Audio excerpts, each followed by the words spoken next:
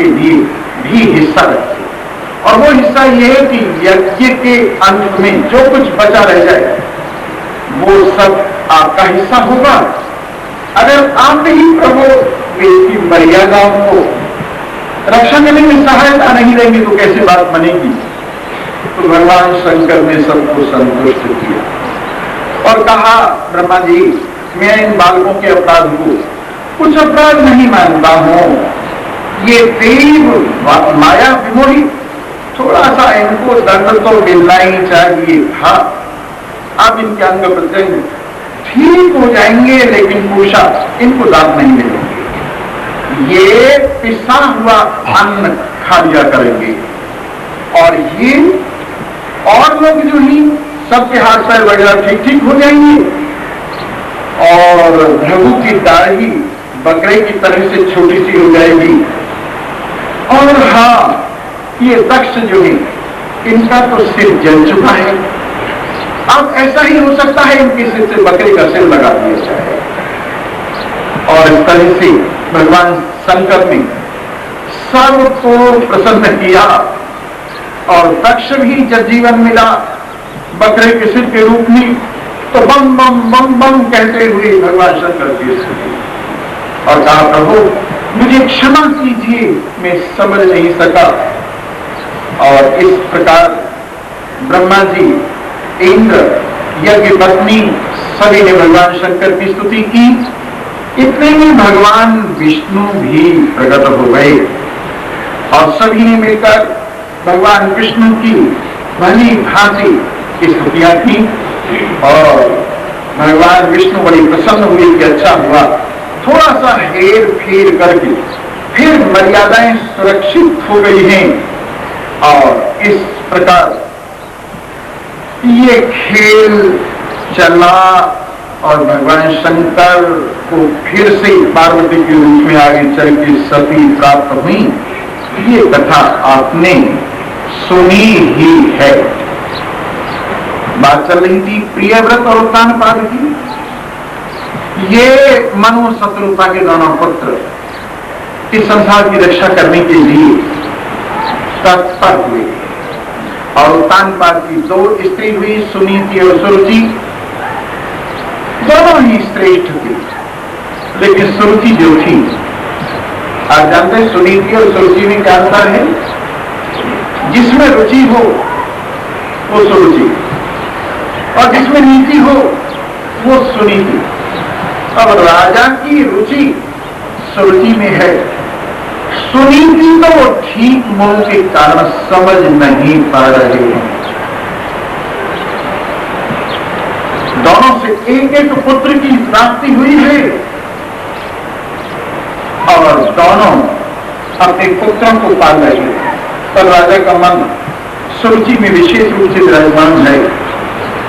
वो वहीं बैठे रहते हैं, अपने सुरुचि के पुत्र उत्तम को खिलाते रहते हैं हर बार। एक दिन ऐसा हुआ, इधरों भी घूमते घूमते गए और उन्होंने देखा भाई को बैठे हुए, सोचा मैं भी पिता की गोदी में बैठ जाऊं। जब बैठने लगे तो सुरुचि ने कहा, नहीं नहीं, तुम राजा की गोदी में नहीं बैठ सकते हो, बच्चों तुम अभी छोटे, तुम समझते नहीं हो, तुमने तप नहीं किया है, तुमने भगवान का आराधन नहीं किया है।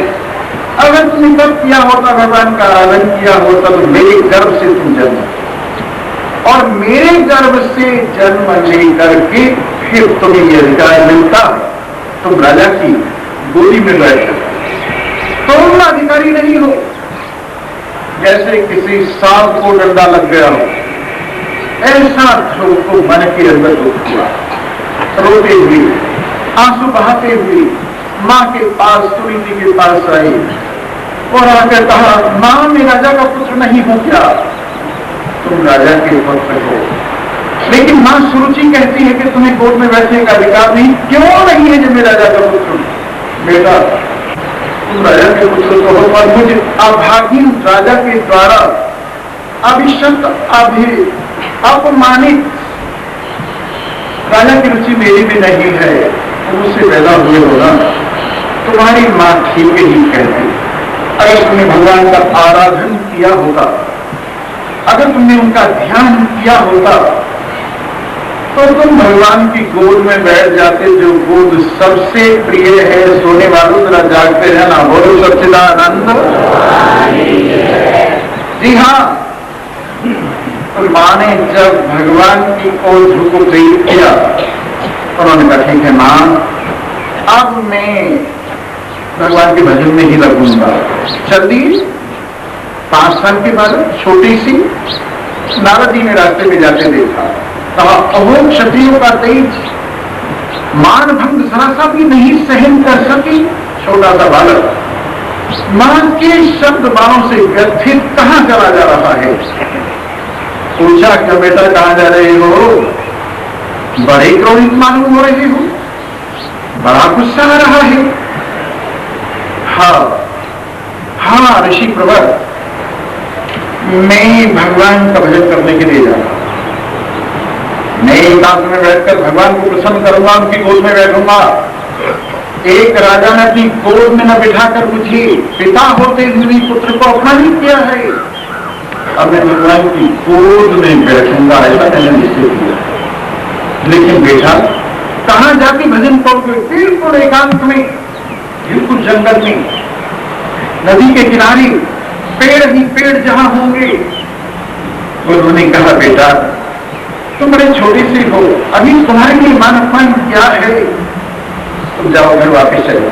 नहीं, वापस नहीं जाऊंगा, चाहे मेरी देह निवृत्त हो जाए, लेकिन लक्ष्य को जरूर मुझे पाना है। मुझे उस भगवान की गोदी स्थान को पाना है जहां आकर कोई नहीं पहुंचा।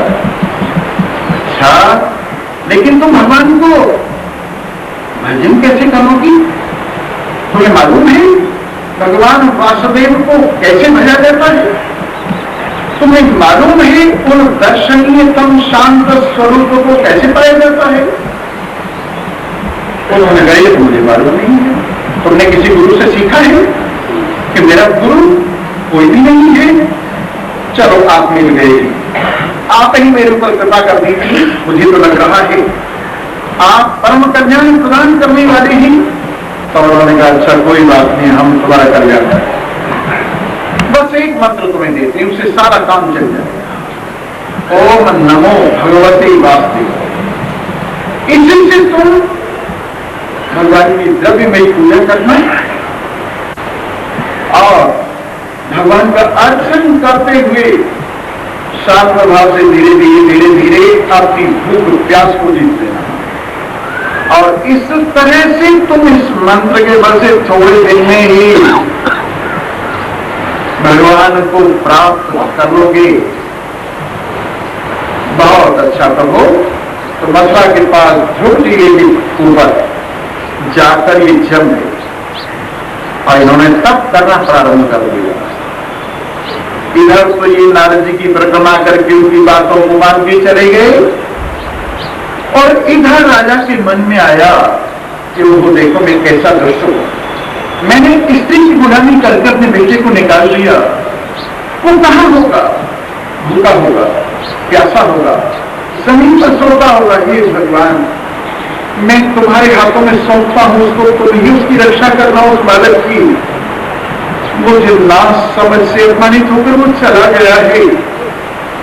इस तरह से अपने मन को संभाल कर समेट कर राजा अपने पुत्र के प्रेम से युक्त हुए भगवान के ध्यान में लग गए। और इधर इन्होंने आकर अपने आप को लगा दिया भगवान के भजन में और धीरे ऐसा उन्होंने किया। 1 महीने के अंदर 3 रात के हिसाब से तीसरी रात उन्होंने थोड़ा फल इत्यादि के लिए जैसे बेर इत्यादि। फिर इसके बाद धीरे तिनकों से पत्तों से काम चलाना शुरू किया। तीसरे महीने में 9वें दिन जल ग्रहण किया। चौथे महीने में 12वें दिन श्वास को लिया, वायु का भक्षण किया। और 5वें महीने में श्वास को भी जीतकर एक पैर से खड़े होकर भगवान के ध्यान में सब उनसे मन खींच लिया। भगवान के चरण कमलों के ध्यान में लग गए। जब उन्होंने श्वास तक भी रोक लिया। भगवान से मन लगाकर भगवान का श्वास भी जो तीनों लोगों को श्वास प्रदान करता है वो भी रुकने लगा। तो पहले देख लोग परेशान हुए, भगवान ने कहा प्रभु ये क्या हो रहा है, ये बालक सबका श्वास रोक कर खड़ा है, हमारी जान जाएगी फिर आपकी भी जान चली जाएगी, इसको किसी तरह से रोकिए। उन्होंने कहा ठीक है कोई बात नहीं, मैं जाता हूं और अपने पुत्र के इस खेल का फल प्रदान करके उनको शांत करता हूं। इस प्रकार भगवान इन सब कुछ जानकर ध्रुव जी के पास आए और ध्रुव जी ध्यान लगाए बैठे। भगवान ने धीरे धीरे धीरे धीरे उनके सामने अपनी महिमा का प्रकाशन किया और आंखें खुली ध्रुव की, देखा त्रिलोकीनाथ सामने खड़े हुए हैं, लेकिन कैसे करें स्तुति, अब ये तो उनको ठीक तरह से बोलना भी नहीं आता। तो भगवान ने अपना शंख उनके मुख से लगा दिया और उनसे भगवान की स्तुति निकलने लगी।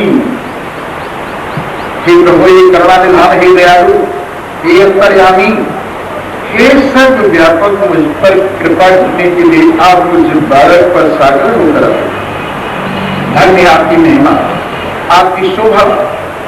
आज अपनी आंखों से अवलोकन करके मेरा जीवन धन्य हो गया। करुणानिधान मैं बड़ा ही आपकी कृपा से नहाया हुआ, बड़ा संतुष्ट हूं।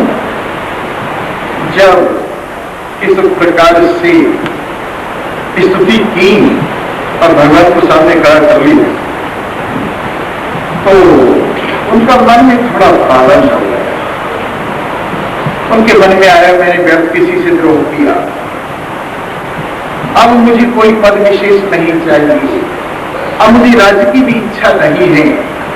भगवान के सामने आने से ये सब कुछ मन में आने लगा।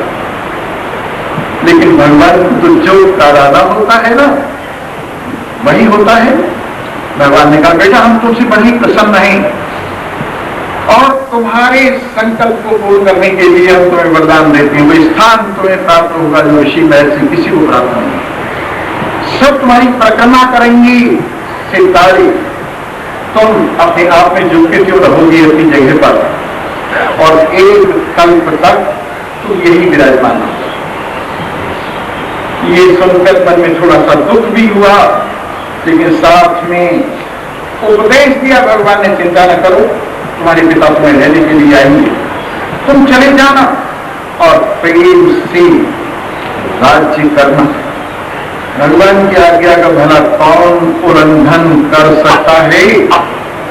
तो ये समझिएगा, इधर तो राजा के मन में उनको पाने की इच्छा थी, उधर भगवान की प्रेरणा। तो बस ये समझिए अब दोनों का मिलन, अपनी बेटी का मिलन, बेटे को लेने के लिए वो गए और पहुंचे और इधर ध्रुव भगवान की इच्छा से निवृत्त होकर अपने पिता के साथ चले। उनके पिता ने उनको ही राजा बनाया, दोनों मां उन्हीं को सौंपी और तन का हाथ उन्हीं के हाथ में दिया और अपनी आप तप करने के लिए निकल गए।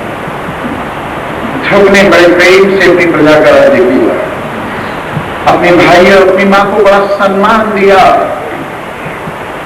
लेकिन ऐसा हुआ एक दिन उनके भाई को किसी यक्ष ने जंगल में समाप्त कर दिया। उनकी मां अपने बेटे को ढूंढते ढूंढते जंगल में समाप्त हो गई। ध्रुव को बड़ा क्रोध आया और उन्होंने यक्षाधिपति कुबेर के ऊपर उत्तर दिशा में सेना लेकर हमला कर दिया। बड़ा युद्ध हुआ। अंत में मनु ने आकर ध्रुव को समझाया अपने पोते को, और उधर जब ध्रुव मान गए उनका गुस्सा दूर हो गया और उन्होंने समझ लिया ये सब कर्मों की गति कोई किसी को नहीं मारता, ये यक्ष तो बहाना था।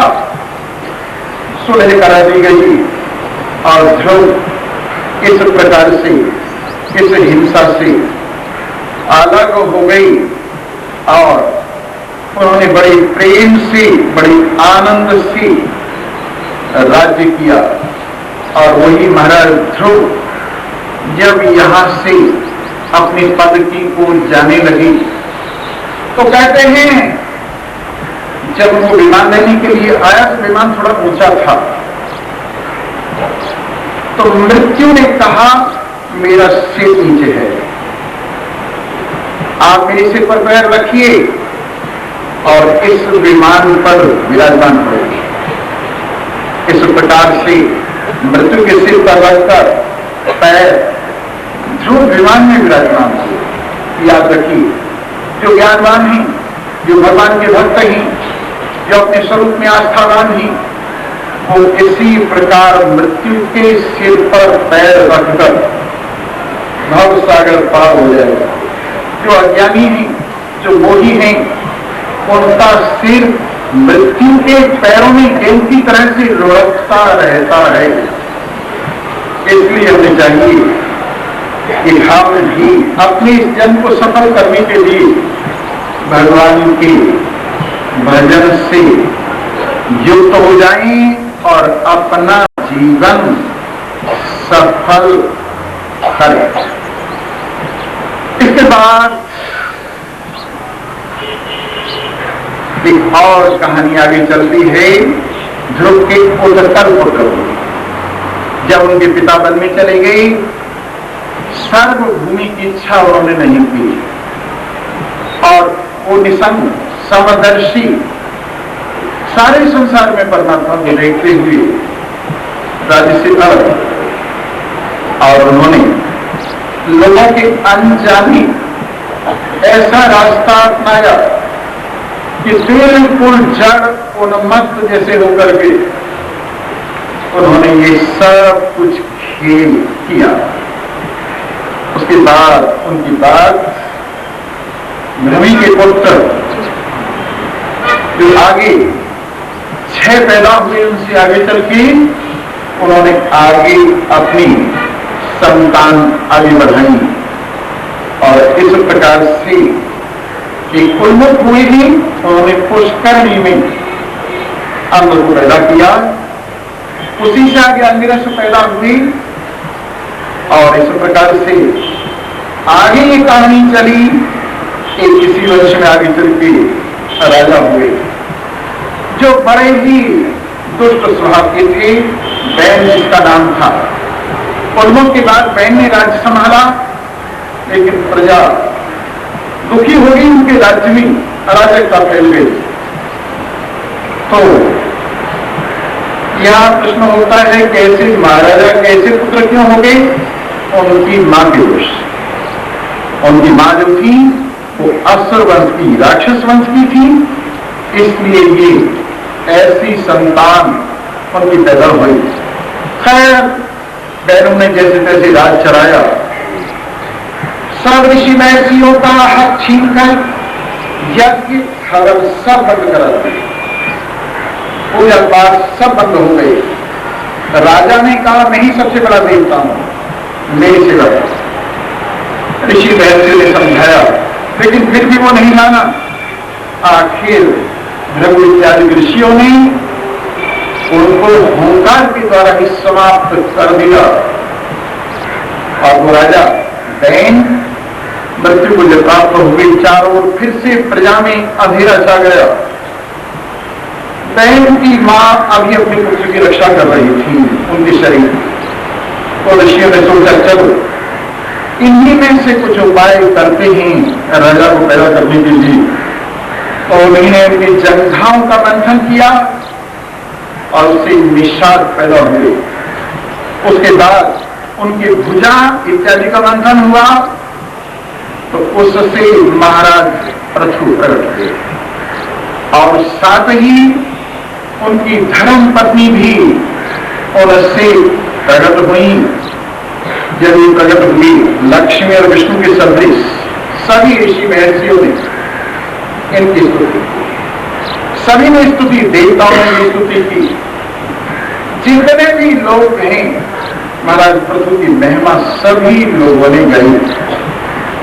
जब पृथु ने सुना कहने लगी, भाई गायकों, भाई हाटों, भाई चारणों, अभी तो तुमने मेरी कुछ महिमा देखी ही नहीं है, लेकिन अभी से तुम लोग इतनी मेरी महिमा गा रही हो, आगे मैं कुछ तुम्हारी सेवा करूं तो फिर मेरी महिमा गाना, लेकिन अभी से तुम ये महिमा क्यों गा रही हो?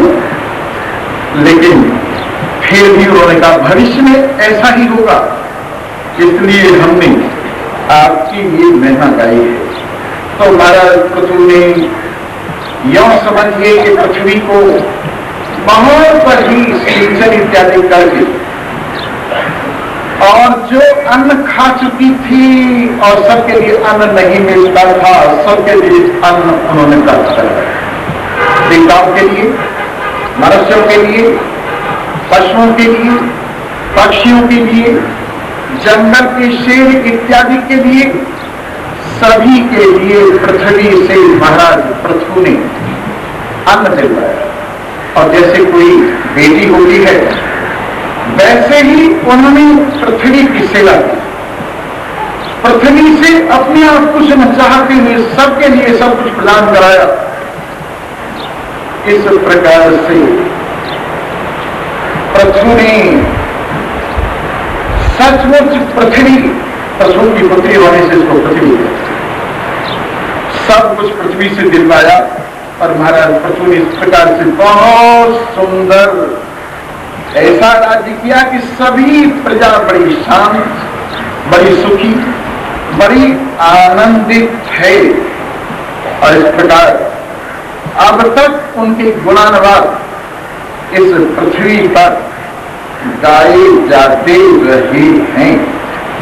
इस प्रकार महाराज पृथु की महिमा को कौन प्राप्त कर सकता है? ऐसे महाराज पृथु उन्हीं के चरण कमलों की धूली बड़े बड़े राजा अपने सिर पर रखा करते हैं। इस प्रकार उन्होंने उपदेश भी दिया और कहा, अपने पुत्रों को समझाया, प्रजा को समझाया और सभी को कहा, आप लोग ब्राह्मणों की सेवा करें, यज्ञ की सेवा करें, अग्नि की सेवा करें, महात्माओं की सेवा करें, धर्म का पालन करें। और इस प्रकार से पृथ्वी के ऊपर कोई भी अधार्मिक न रहे। वही मेरी प्रजा है, वही मेरे पुत्र ही जो धर्म पर चलते हैं।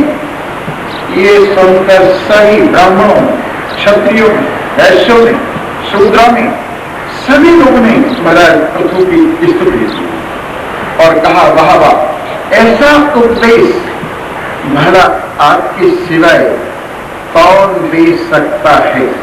इस प्रकार महाराज पृथु का विशेष आज तक यश पृथ्वी पर फैला हुआ है और हम भी गा रहे हैं। इस तरह से वंश आगे बढ़ा और इसी वंश परंपरा में आगे चलती एक बारिशत हुए ही राजा बारिशत के पुत्र, उन्होंने भगवान शंकर की स्तुति की है प्रचेताओं ने। वो सबके सब नारद जी के द्वारा प्रतिबोधित हुए भगवान शंकर की पूजन में लगे और भगवान शंकर ने उनको दर्शन दिया है और इस प्रकार से वो सब लोग पार हुए। इधर नारद जी ने बारिशत को उपदेश दिया है कि वो ये जो यज्ञ कर रहा है, इस यज्ञ में जो पशुओं का हरण हुआ है, इससे उसका कल्याण नहीं होगा, क्योंकि आखिर अपनी करनी का फल सबको भोगना पड़ता है। इसलिए तुम्हें ये पशु आगे चल के निवृत्त करेंगे। इसलिए ही राजन, अपने आप को संभालो, अपने आप को समझाओ।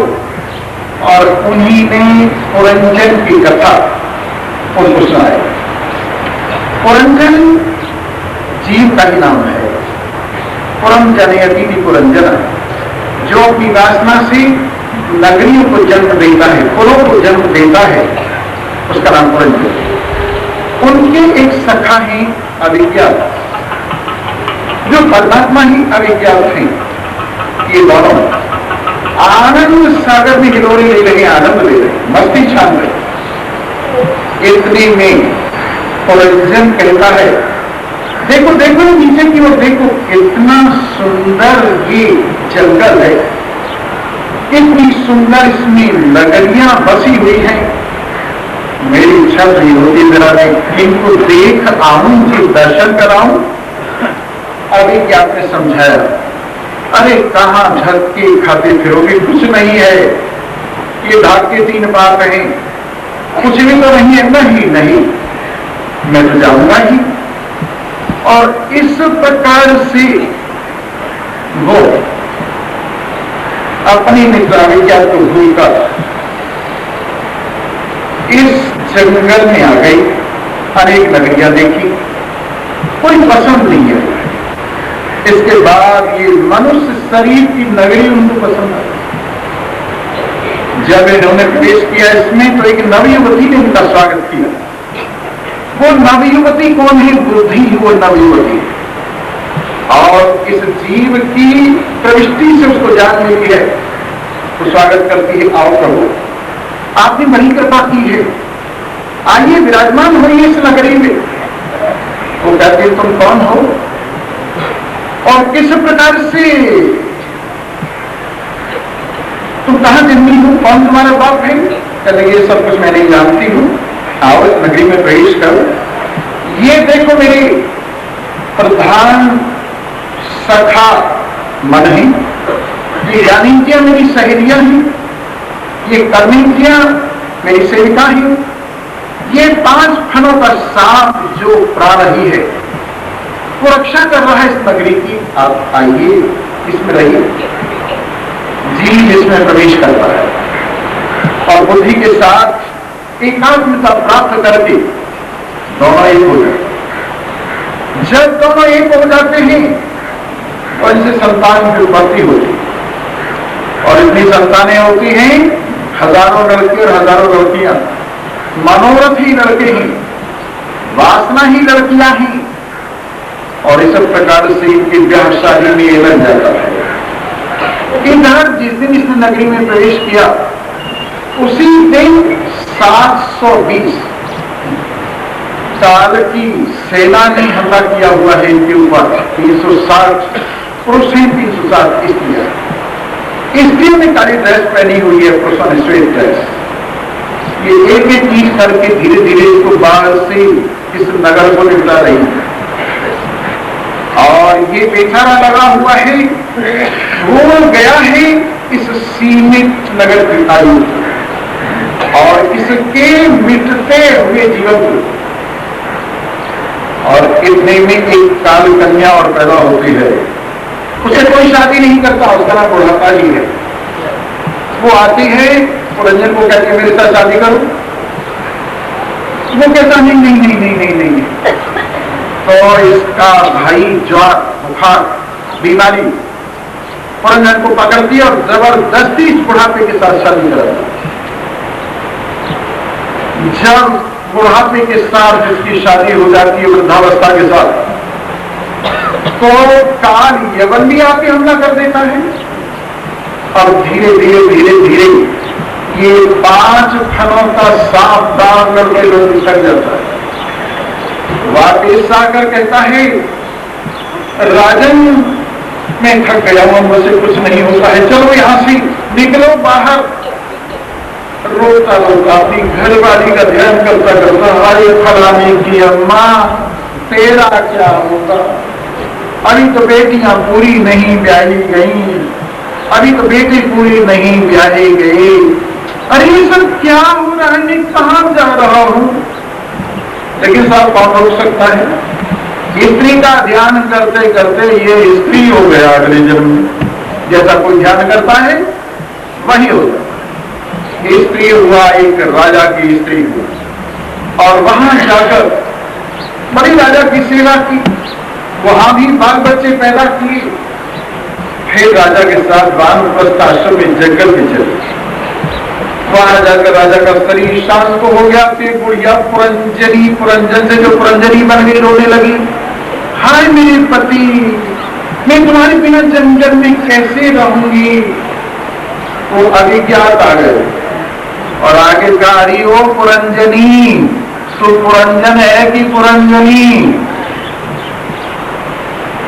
तू मेरे को पहचानती है कि नहीं, भूल गई मेरे को। आंखें खुलती हैं, अरे मैं कहाँ हूं। भगवान का ध्यान आते ही, भगवान के सामने आते ही अपनी पीछे बीती हुई दुर्दशा के इस सफर की याद आई और कहने लगा भूल में सरासी दिन में इतने धक्के खाए हैं। अरे भूल इसी का नाम है। जरा सी भूल से कितने चक्कर खा जाता है आदमी। इसलिए सावधान रहो, अपने आप को संभाले रहो। हे पुरंजनो, इस नगरी में घुस तो गई और पुरंजनी के साथ दामन सोनी का साथ भी कर लिया, लेकिन ये सब जो है ना आखिर में छोड़कर जाना ही पड़ेगा। भगवान का स्मरण करो, नहीं तो यूं ही ये जीवन चला जा रहा है। ऐसे अपरोक्ष गीत के द्वारा नारद जी ने उन राजा को ज्ञान प्रदान किया और कहा, हे राजन जागो, ये जीवन बेकार चला जा रहा है। राजा की आंखें खुल गई और इधर प्रचेता लोग, इनके पुत्र जिनको एक कथा सुनाई है, वो लोग भगवान शंकर की स्तुति कर रहे हैं। भगवान शंकर की कृपा से आगे चलती इनको भगवान की प्राप्ति भी होती है और धीरे धीरे धीरे धीरे ये भी कल्याण को प्राप्त होते हैं। मेरे मित्रों, हमें चाहिए कि हम अपने जीवन को बेकार न जाने। ये जीवन इस घर ग्रंथ के चक्कर में बेकार चला जाता है। हमें चाहिए कुछ समय निकालें और जैसे कोई धनिक अपना पैसा बचा कर आगे काम में लगाता है, वैसे अपनी आयु को बचाकर इस झमेले से, झल्ले से परमात्मा के प्रेम में लगाए, अपना जीवन सफल करें। इस प्रकार जिनको ज्ञान प्राप्त हो गया वो इस भवसागर से पार हो जाया करते हैं। इस प्रकार ये प्रियव्रत का वंश है। जो भी इसकी कथा प्रेम से सुनता है वो सुखी होता है, आनंदवान होता है और उसको कल्याण की प्राप्ति होती है। और एक बात और सुन लो भाई, कल्याण की प्राप्ति तो तुम्हें जरूर हो जाएगी, परंतु ध्यान से सुनना और जो सुन रहे हो जीवन में लगाना। ऐसा तो है नहीं, मैं देख रहा हूं कथा सुनने के लिए बहुत से लोग आए, लेकिन यहां सोचते हैं चलो बैठा तो जाता नहीं है, मन तो लगता नहीं है। बेचारी यूं सोचते हैं कि कहां के फंस गए, कोई इधर उठ के चला गया, कोई उधर उठ के चला गया। दूर दूर से कोई दिल्ली से आया, कोई मद्रास से आया, कोई बंगलौर से आया और कोई गाजियाबाद से आया, कोई और ऊंचा गांव ईशोपुर लूम इत्यादि गांवों से आए हैं। लेकिन यहाँ आगे भी बेचारी भाग्य की बात कैसी है कि आज जब नहीं पाती, बैठ नहीं पाती। उनका हाल ऐसे है जैसे एक जमींदार गंगा जी पर चला गया, पंडित से पूछ रहा था, पंडित ये बताओ, पंडित जी ये बताओ मेरे भाग में गंगा नाना लिखा है? वो कहने लगे मेरे भाग में नहीं लिखा। कहने लगे ऐसी तैसी पंडित की मैं तो जरूर जाऊंगा, इसके पत्रे को झूठा करना है मुझे। गंगा जी पर पहुंच गया, गंगा जी का जल जो ठंडा देखा, जाने का मौसम था, कहने लगा वैसे तुम्हें पत्रे को झूठा कर देता पर मुझे तो नहाना ही नहीं है। ठंडक से डर गया। इस प्रकार से लोगों का हाल है। ये कथा की जो ठंडक है, किसी को रास आती है तो नहीं तो यही सोचते रहते हैं कैसे यहां से बाहर निकल जाओ चुपके से, नजर बचा कर। तुम्हारी मर्जी है, क्योंकि लंबी कथा है। मैं तो अपने मन से सुनाता ही जाऊंगा, तुम चाहे सुनो चाहे ना सुनो, ये तुम्हारा कर्तव्य है, मेरा कर्तव्य सुनाना है, सुना रहा हूं। और हां, जब 1-2 घंटे की कथा सुनाता हूं तो तुम्हें डांट के सुनाता हूं, बाहर निकलने नहीं देता लोगों को। लेकिन अब क्योंकि मुझे भी थोड़ा ध्यान है पाठ का, इसलिए उसका जोर नहीं दे रहा, पर आपकी मर्जी है, बैठेंगे तो आपका कल्याण होगा। इस प्रकार मुल्तानबाद की वंश की, प्रियव्रत वंश की कथा आप सुन रहे हैं। भाई धन्य है ऐसे वंश जिनमें ऐसे भक्त पैदा हुए हैं जिन्होंने भगवान को प्रसन्न कर लिया और भगवान की कृपा को प्राप्त कर लिया।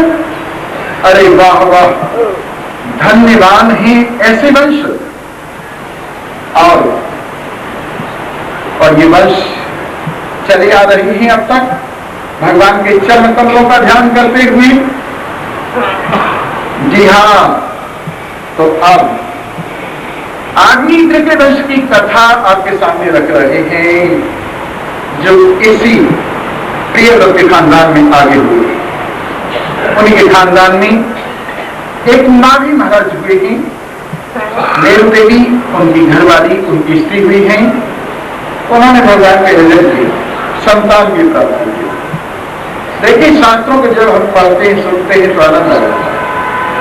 लोग विवाह करते थे लेकिन श्रेष्ठ संतान पैदा करने के लिए, केवल भोग भोगने के लिए नहीं, पशुओं की तरह से अपने जीवन को नरक बनाने के लिए नहीं, संसार के अंदर सद्पुरुष पैदा करने के लिए, संसार के अंदर भगवान के अवतार प्रकट करने के लिए इस गृहस्थ में भी तप करते थे।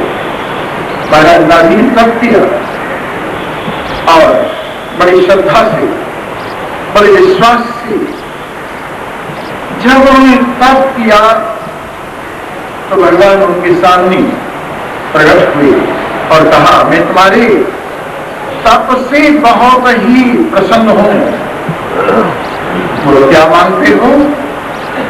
उन्होंने कहा, प्रभु हम कुछ भी तो नहीं मांगते, करुणानिधान हम आप जैसी संतान मांगते।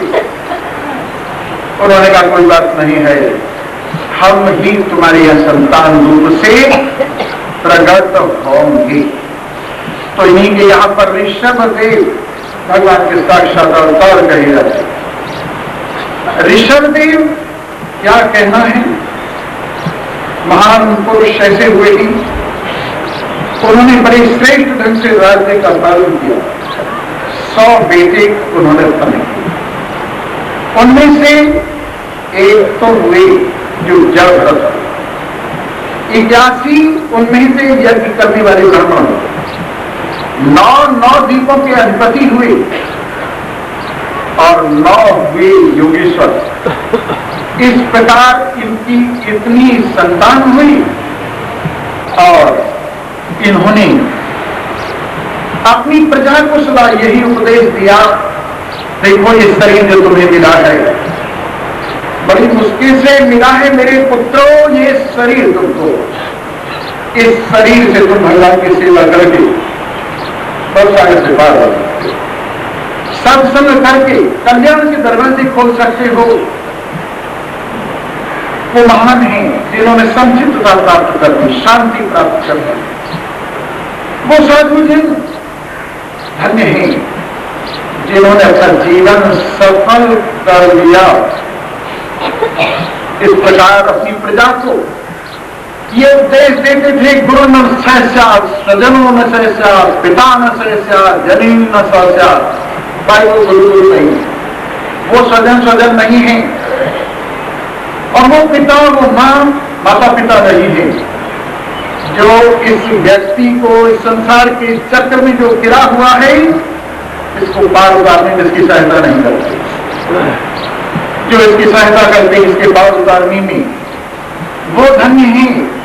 ये शरीर जिसमें भगवान प्रकट होते हैं, ये शरीर जो सतों के आश्रय से ऊंचा होता हुआ चला जाता है, उसका सदुपयोग करो और इस प्रकार राज्य करने के बाद प्रजा का अनुशासन करके इन्होंने राज्य का परिचय ऋषभ देव। और क्या इनकी महिमा बताएं, इन्होंने मूकवत शांत भाव से अपनी सारे प्रकार की चेष्टाओं को अपने में समेट लिया। खाने का, पीने का, लेटने का, मलमूत्र परित्याग का कोई नियम नहीं रहा। कभी गो की तरह से क्रिया करते ही, कभी मृग की तरह से, कभी सिंह की तरह से, और इस प्रकार एक महान परमहंस का जीवन अंत में इन्होंने जिया। मेरे मित्रों, इन्हीं के चरित्र को लेकर जैन धर्म निकला और ऋषभदेव जी को जैनियों ने आदिनाथ माना, अपना सबसे पहला आचार्य माना है। और इस प्रकार सभी लोगों को कैसे शरीर से ऊपर उठा जाता है।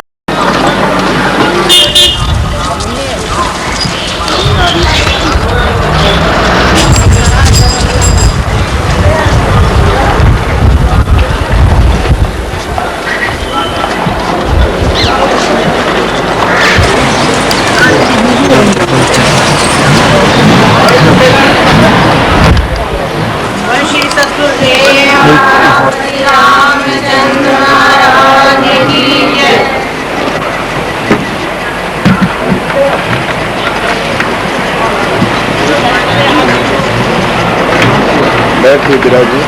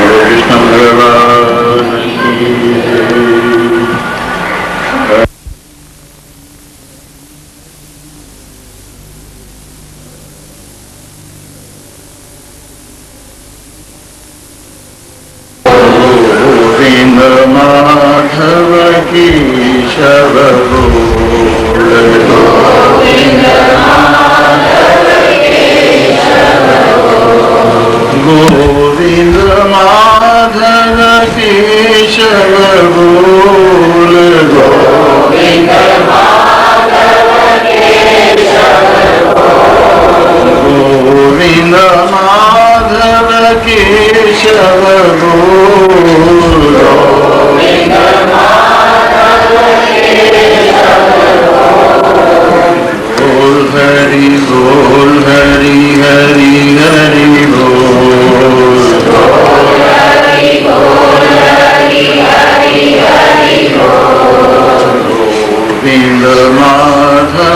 केशव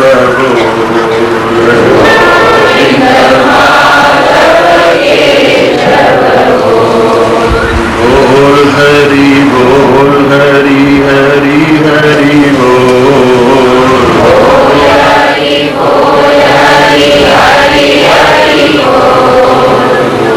गोविंद माधव केशव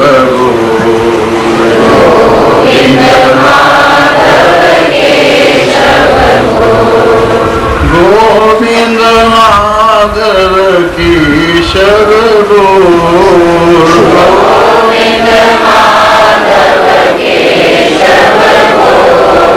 गोविंद माधव केशव बोल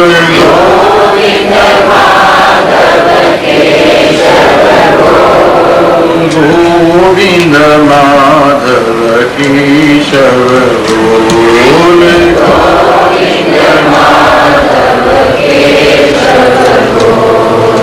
बोल हरि बोल हरि हरि हरि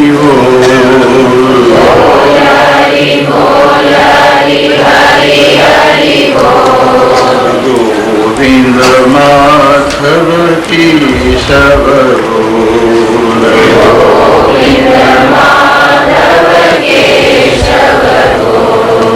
कृष्ण भगवान की जय। सियावर रामचंद्र महाराज की।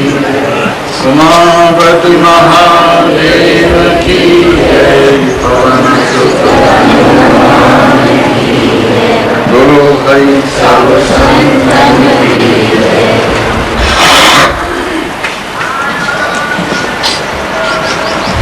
उपस्थित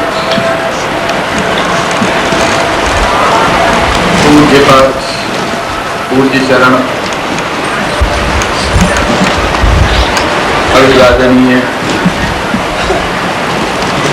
संत संध्या समुदाय एवं गृहस्थ प्रवर, आज प्रातःकाल आपके सामने स्वयंभू मनु का वंश जो प्रिय व्रत और उत्तान पाद का आगे बढ़ा, जो महाराज स्वयंभू मनु के पुत्र ही हुए हैं, वो आपके सामने सुनाया गया। बड़ा विशाल उनका वंश, बड़े उसमें राजऋषि हुए और जिन्होंने इस पृथ्वी को बहुत ही अच्छे ढंग से पालन किया, प्रजा को अत्यंत सुख प्रदान किया, भगवान की महिमा को प्रचारित किया और आस्तिकता और वैदिक धर्म का, सनातन धर्म का पूरे अपनी प्रजा से पालन कराया। इतनी कथा सुनने के बाद श्री सुखदेव जी पूछते हैं, प्रभु ये तो मैंने सुन लिया, और भी कृपा करके आप मुझे सुनाइए। भगवान विश्वभावन समस्त संसार को प्रिय लगने वाले किस प्रकार लीला करते हैं, पहले अतीत में उन्होंने कौन सी लीला की है, आगे और कौन सी लीला करेंगे, बहुत सी तो आपने मुझे सुनाई है, कुछ और मुझे सुनाई। तो श्री सुखदेव जी उन्हें सुनाते हुए कहने लगे, भगवान की लीलाएं अपार हैं और उनमें से हमने एक लीला तुम्हारे सामने रखी। किस प्रकार भगवान ने देवरूपी के उदर से प्रकट होकर कपिल के रूप में अवतार लिया और कैसे अपनी मां को ज्ञान सुनाया, ये कथा हम तुम्हें सुना चुके हैं। इधर मनु महाराज शत्रुपा के पति स्वयंभू मनु इस राजकाज का परित्याग करके अपनी नगरी को छोड़ करके एकांत में जाकर भगवान के भजन में लग गई और आगे उन्होंने अपनी वंश की परंपरा को अपनी वंशजों को सौंपकर एकांत में जा बैठे। वहां उन्होंने जाकर भगवान को प्रसन्न किया और ऐसी प्रार्थना की, हे प्रभु, आपकी महिमा से विश्व चेतनता को प्राप्त होता है। आप ही इस विश्व में जीवन देने वाले हैं। आपके जागने पर सब कुछ जाग जाता है और जिस समय आप इस संसार को वापस करते तो सब आप में वापस चला जाता है। हे प्रभु, आप ही इस जगत के ताने बाने के रूप में विराजमान हैं।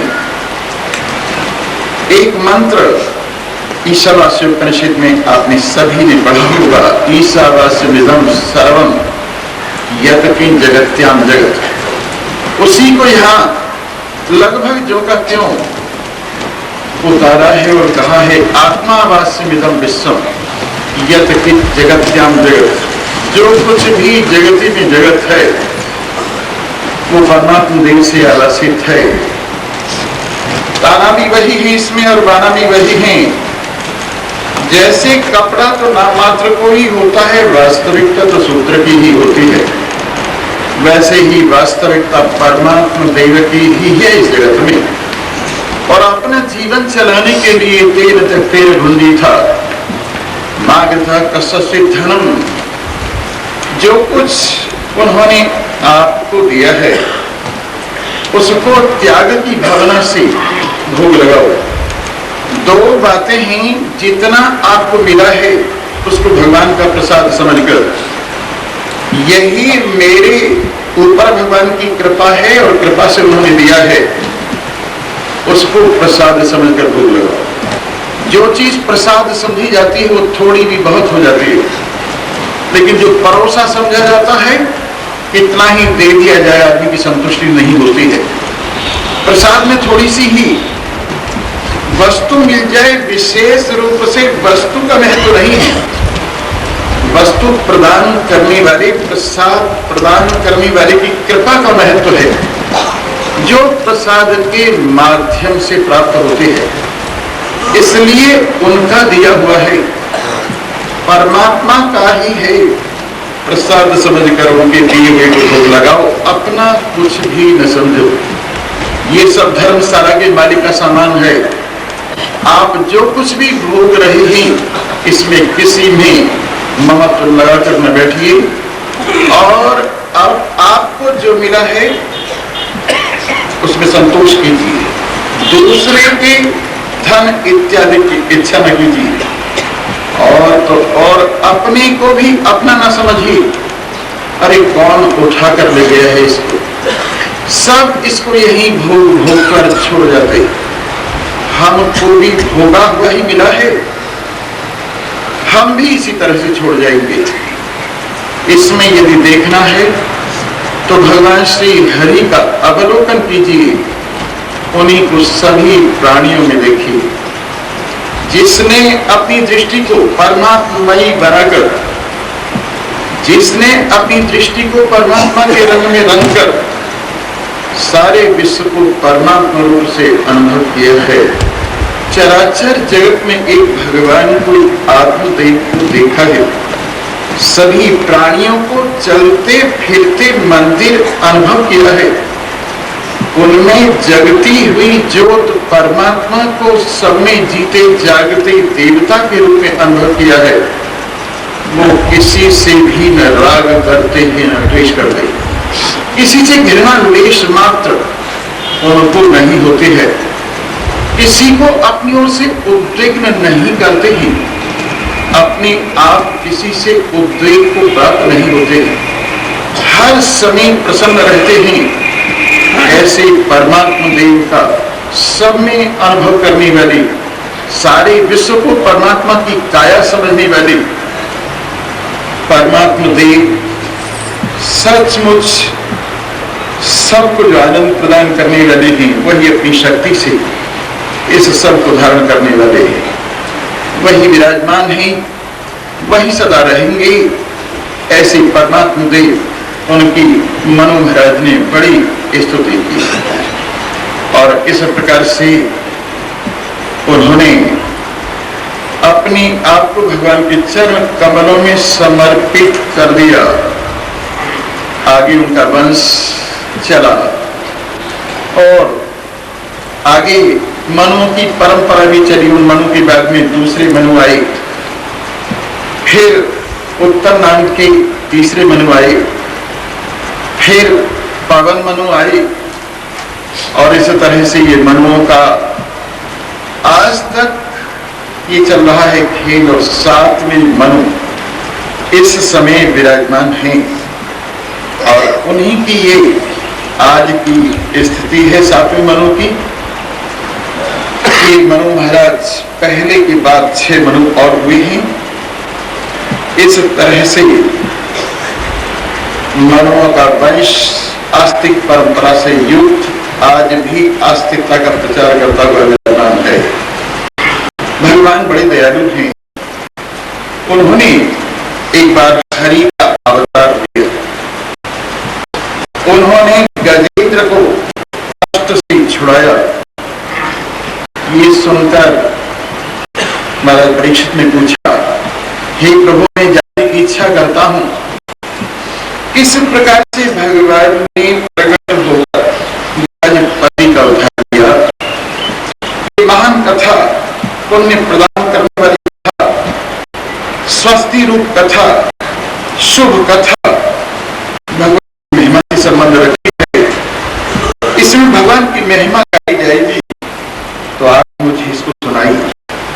सूर्य जी कहते हैं सोमनाथ ऋषि, जब महाराज परीक्षित ने श्री सुखदेव जी को इस तरह से भगवान की कथा कहने के लिए, गजेंद्र उद्धार वाली कथा सुनाने के लिए कहा तो बड़े प्रसन्न है। कहने लगे, हाँ राजन, हम तुम्हें ये कथा अवश्य सुनाएं और तुम्हारे जैसे मुख्य श्रोता अनेक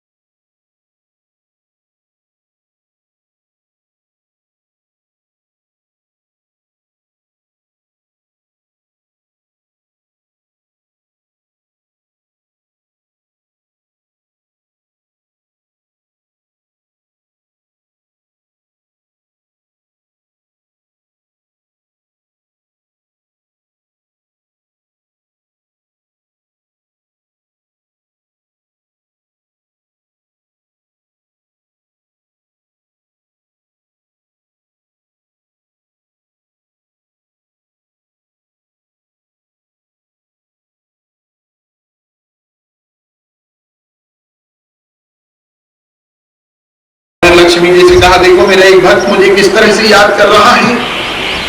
ध्यान लगा के उन्होंने सुना तो गुड़लाल गुड़लाल कह रहा है। कहने लगे ये भक्त तो बड़ा विचित्र है, इसने ये कौन सा नाम निकाला है? न वेदों में, न शास्त्रों में, न पुराणों में कहीं पे नाम नहीं है। भगवान ने कहा, अरे हमारे अनंत नाम है, नए नए नाम आगे और भी प्रकट होंगे, ये मेरा ही स्मरण कर रहा है। कि अच्छा चलो देखते हैं तुम्हारा स्मरण कर रहा है। दोनों आए और विष्णु भगवान को एक जमीन का हल्का सा गड्ढा था वहां बिठा दे, क्या बैठ जाओ मैं अपने आप पूछ के आऊं। कहीं जाके कहा, अरे भैया तुम क्या कर रहे हो? क्या चल विघ्न मत डाल, मैं अपने काम में लगा हुआ हूं, भजन कर रहा हूं, भजन कर रहा हूं। कहना है किसका भजन कर रहे हो? तेरी कसम का कर रहा हूं। उलट पुलट जो निकल जाए भगवान के भक्त से भगवान सीधा कर लेते। बात सीधी हो गई, ये सचमुच मेरे खसम का भजन कर रहा है। तो मेरा खसम है कहां? पड़ा होगा गड्ढे में कहीं। और बात भी सही थी। तो मेरे मित्रों कितनी भोली भाली भावना उसके हृदय में निवास करती है।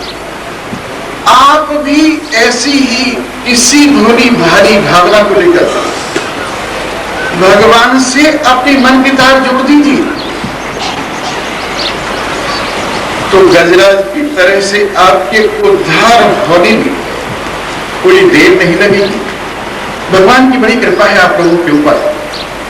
देखो कितना सौभाग्य भगवान की कृपा से मिला है। पहला सौभाग्य मनुष्य शरीर के रूप में प्राप्त हुआ है।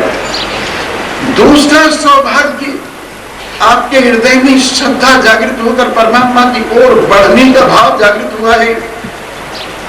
तीसरी कृपा महान पुरुषों का आपको मिलन हुआ है। और ये सब कृपा गंगा जी के किनारे पर, बिल्कुल भगवान के दरवाजे पर। ये भगवान का दरवाजा है, यहां से भगवान का घर शुरू होता है।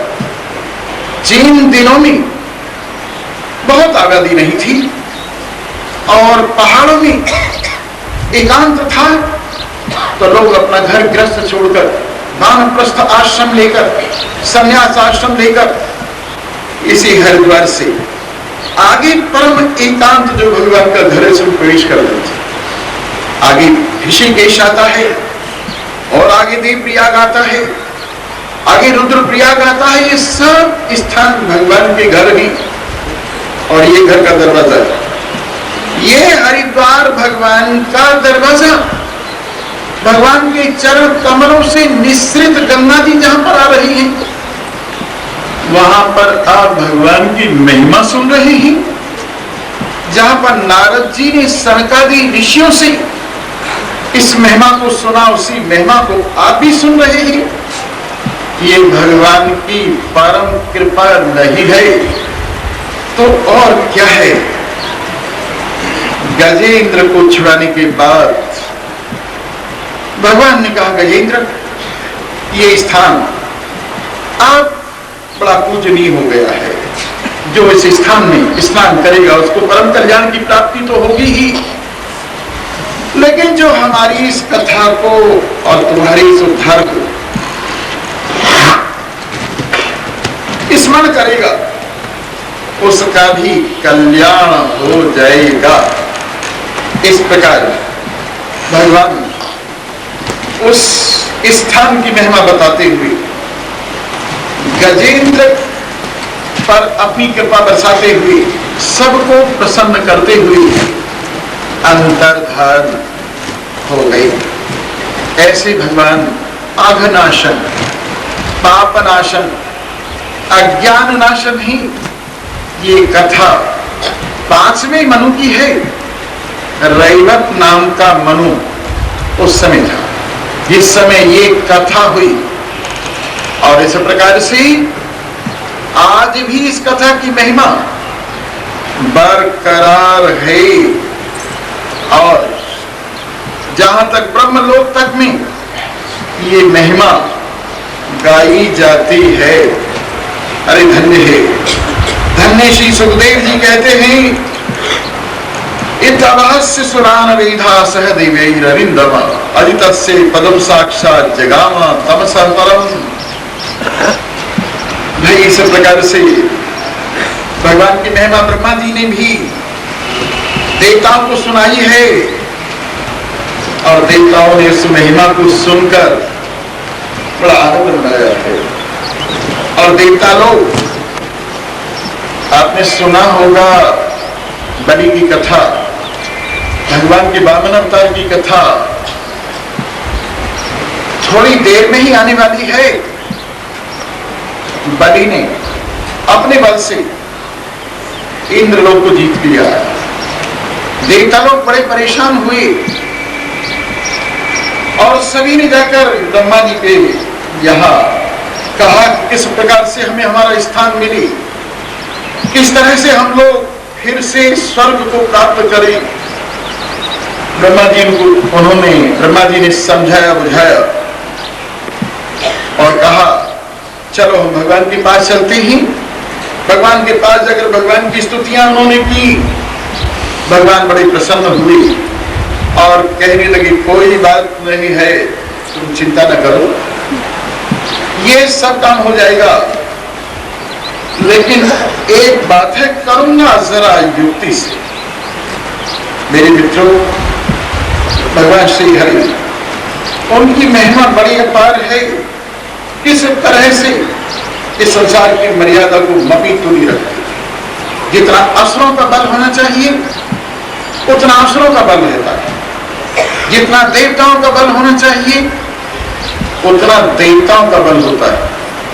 और ये भी निश्चय जानिए, असुर बड़े विचित्र होते हैं, प्राण शक्ति उनके अंदर विशेष होती है और उन्होंने आज तक कभी भी भगवान के सामने जाकर अपनी रक्षा के लिए प्रार्थना नहीं की। जब की है देवताओं ने की है, देवताओं की सुरक्षा के लिए बार बार भगवान को प्रकट होना पड़ा है। और आप जानते हैं देवता थोड़े कमजोर होते हैं। अपने हृदय में ही देख लीजिए, अपने मन में ही देख लीजिए, ये शक्तियां जो आसुरी शक्तियां हैं कितनी प्रबल हैं और जो दैवी शक्तियां हैं वो कितनी कमजोर हैं। एक बार की बात है, ऐसा हुआ एक व्यक्ति के सम्मुख एक व्यक्ति आया। उन्होंने देखा आंखों में आंख डालकर तो आंखों में से एक स्त्री निकली। उससे पूछा तुम कौन हो? मेरा नाम लज्जा है। कहां रहती हो? मैं लोगों की आंख में रहती हूं। बड़ी अच्छी बात है, तुम यही निवास करो। और लज्जा आंखों में प्रविष्ट हो। इसके बाद एक और देवी प्रकट हुई। उनसे पूछा तुम्हारा नाम क्या है? मेरा नाम बुद्धि है। तुम कहां रहती हो? मैं लोगों के मस्तिष्क में रहती हूं। बहुत अच्छी बात है, लोगों के मस्तिष्क में बुद्धि रहनी चाहिए, ये तो बड़ी कल्याण की बात है। अपने स्थान पर बैठा। फिर एक देवी निकली, उनसे पूछा तुम कौन हो? मेरा नाम दया है। तुम कहां रहती हो? मैं लोगों के हृदय में रहती हूं। वाह वाह, बड़ी अच्छी बात है, लोगों के हृदय में निवास करो। फिर एक देवी और प्रकट हुई। तुम्हारा नाम क्या है? मेरा नाम शक्ति है। तुम कहां रहती हो? मैं लोगों के रीढ़ में रहती हूं। अरे बड़ी अच्छी बात है, निवास करो। लेकिन आंखों से एक व्यक्ति प्रकट हुआ, बड़ा सजा धजा, बड़ा ही हेरफेर जैसा करता हुआ, बड़ा ही सुंदर। तुम्हारा नाम क्या है? मेरा नाम काम है। तुम कहां रहते हो?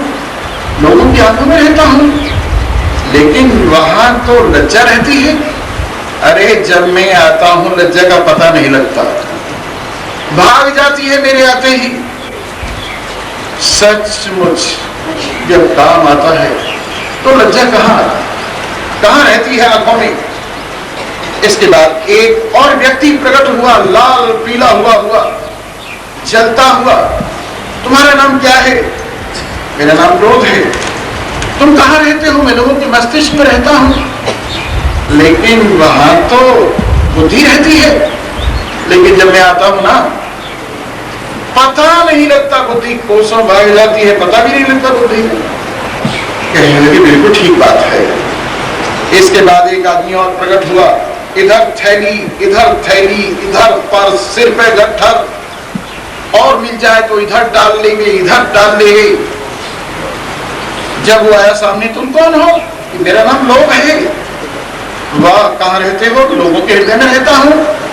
कि वहां तो दया रहती है, लेकिन जब मैं आता हूं ना तो दया का पता नहीं चलता। कहने लगे ठीक बात है। एक और निकला पुरुष, प्रज्वलित सा, चारों ओर धुआं सा निकलता हुआ। तुम कौन हो? मेरा नाम प्रज्वल है, ज्वर हूं मैं। कहाँ रहते हो? लोगों की रीढ़ में रहता हूं, लेकिन वहां तो शक्ति रहती है। अरे जब मैं आता हूं तो शक्ति का पता नहीं लगता है। इस प्रकार से आपने देखा आसुरी शक्तियां कितनी प्रबल होती हैं। उपनिषद की कथा भी आपने सुनी होगी। जब कानों के द्वारा देवताओं ने भगवान को रिझाना चाहा, भगवान की शरण लेनी चाहिए, तो असुरों ने कानों को दूषित कर दिया। आदमी कानों से अच्छा भी सुनता है और बुरा भी सुनता है। इसी प्रकार त्वचा से, आंखों से, रसना से, नासिका से भगवान की शरण लेनी चाहिए। लेकिन देवताओं ने ये सब स्थान दूषित, असुरों ने दूषित कर दिए, और दिव्य शक्तियां यहां से निकलकर भाग गई। बस एक जगह पर जाकर उनको त्राण मिला, प्राण में त्राण मिला। वैसे प्राण साधारण रूप से तो प्राण शक्ति पांचों कर्मेंद्रियों के मूल में रहती है। मन के मूल को, मन को हिलाने वाली भी यही है, लेकिन प्राण से तात्पर्य परमात्मा ही है, जो सब जीवों को जीवन देने वाला है।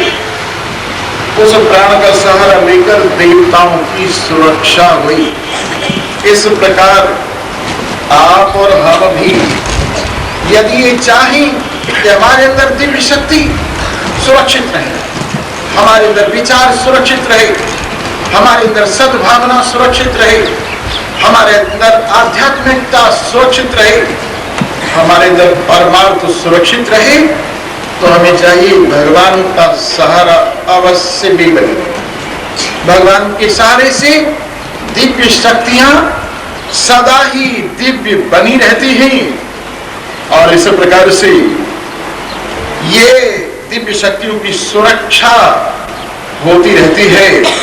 तो इस प्रकार भगवान भी देवताओं की रक्षा करते ही करते हैं।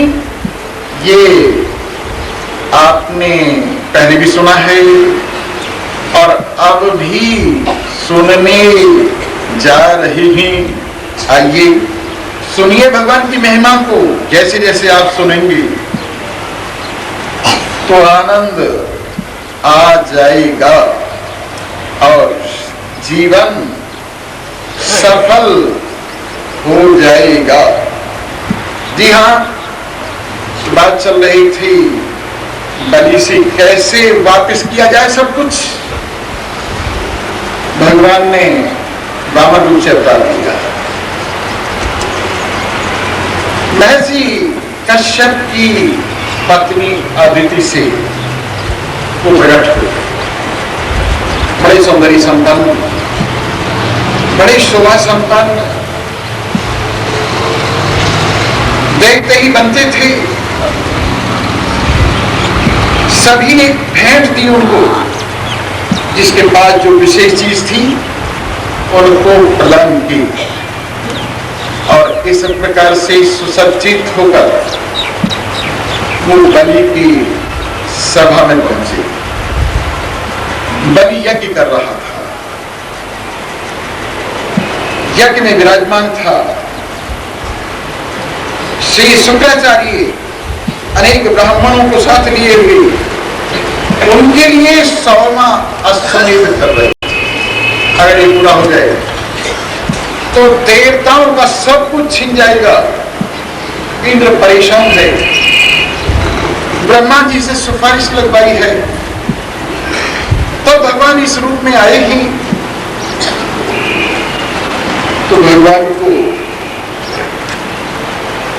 बलि ने देखा आते हुए, बड़े सुंदर छाता लगाए हुए, उनका शरीर बड़ा है, छोटी कदराशि। एक बात आपको और बताएं, मांगना कैसा है? मांगने से भगवान को भी छोटा होना पड़ता है। और यदि धर्म आपके साथ है तो भगवान मांग तो सकते हैं लेकिन छीन नहीं सकते। बलि के साथ धर्म है, बलि के साथ आस्तिकता है, बलि के साथ श्रद्धा है, बलि के साथ सभी सद्गुण हैं। लेकिन ये होते हुए भी अभी इंद्र का सिंहासन तो नहीं मिलना नहीं है ना। इसके लिए समय चाहिए, टाइम चाहिए, समय पर हर चीज मिलती। आज आप धर्म का पालन कर रहे हैं और आज ही चाहते हैं कि दोहरे धर्म को, आज ही चाहते हैं फल मिल जाए, तो ऐसे नहीं हुआ करता है। समय आने पर फल आता है। पेड़ को कितना सींचना पड़ता है, कितना सींचना पड़ता है, लेकिन फिर भी पेड़ समय पर फल देता है। वैसे धर्म समय पर फल देता है। साधना में ये चार चीजें होनी चाहिए। एक तो साधना दीर्घ काल तक होनी चाहिए, एक साधना निरंतर होनी चाहिए, एक साधना के अंदर धैर्य होना चाहिए, एक साधना में श्रद्धा होनी चाहिए। अगर इन चार लक्षणों से युक्त साधना है तो अवश्य में साधना सफल होगी। बलि जल्दी कर रहे हैं, भगवान कह रहे हैं इंतजार करो। बलि चाहता है इंद्रासन जल्दी मिली, परंतु अभी नहीं।